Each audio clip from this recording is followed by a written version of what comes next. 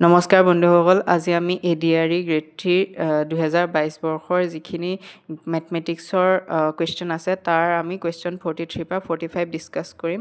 আমাক কি দিয়া আছে যে 2ৰে হৰণ কৰিলে ভাগশেষ 1 থকা, 3ৰে হৰণ কৰিলে ভাগশেষ 2 থকা আৰু 4ৰে হৰণ কৰিলে ভাগশেষ 3 থকা সংখ্যাটো হৈছে আমাক 4টা অপশ্যন দিয়া আছে। আমি কি কৰিম, অপশ্যন যোনটো আটাইতকৈ সৰু সংখ্যা আছে তাৰ পৰা ধৰিম, যিহেতু 11টো সৰু সংখ্যা, গতিকে আমি অপশ্যন ডিৰ পৰা চেক কৰি চাম। এই চেক কৰি চালে আপোনালোকৰ সহজতে ওলাব।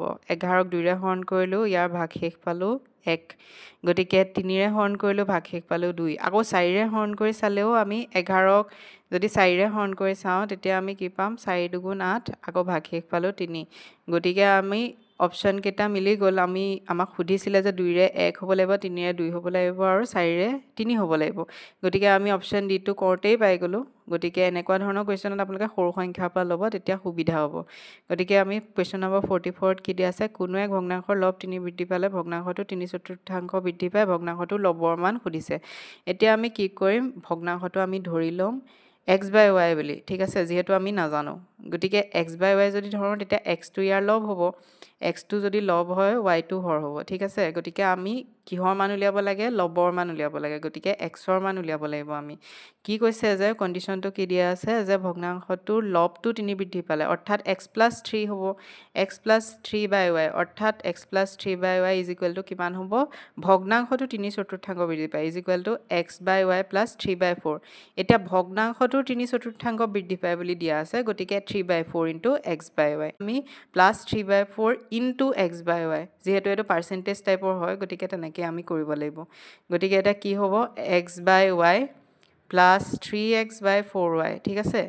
এতিয়া আমি জাষ্ট কেলকুলেশ্যন কৰিব লাগে। এতিয়া কিমান হ'ব, 4y LCM হ'ল, তাৰপিছত আমি পালোঁ 4x + 3x, অৰ্থাৎ আমি কেলকুলেশ্যন কৰি পালোঁ x + 3/y = 7x/4y, y cancel out হৈ গ'ল। এতিয়া আমি 4x + 12 = 7x, এতিয়া আমি পালোঁ 3x = 12, অৰ্থাৎ x = আমি কি পালোঁ, 4 পালোঁ।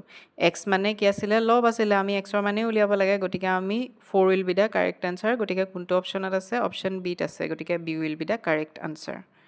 তাৰপিছত এইকেইটাৰ ভিতৰত আটাইতকৈ সৰ্বনিম্ন কোনটো সুধিছে, গতিকে আমাৰ এনেকুৱা ধৰণৰ প্ৰশ্নত আমি কি কৰিম, সংখ্যাকেইটা লিখি ল'লোঁ, √1/2, √1/3, √1/4, √2/3। আমি কি কৰিম, গোটেইকেইটা স্কুৱেৰ ৰুটৰ বাহিৰলৈ লৈ আনিম প্ৰথম ষ্টেপত। একো অসুবিধা নাই, আমি পাৰোঁ কৰিব এনেকৈ। তাৰপিছত আমি কি কৰিম, গোটেইকেইটাকে 10ৰে পূৰণ কৰি দিম। 10ৰে পূৰণ কৰি দিলে, যিহেতু কেলকুলেশ্যনৰ সুবিধাৰ কাৰণে আমি 10ৰে পূৰণ কৰি দিছোঁ, আপোনালোকে নকৰিলেও হ'ব। গতিকে 10/2, 10/3, 10/4, 20/3 পালোঁ।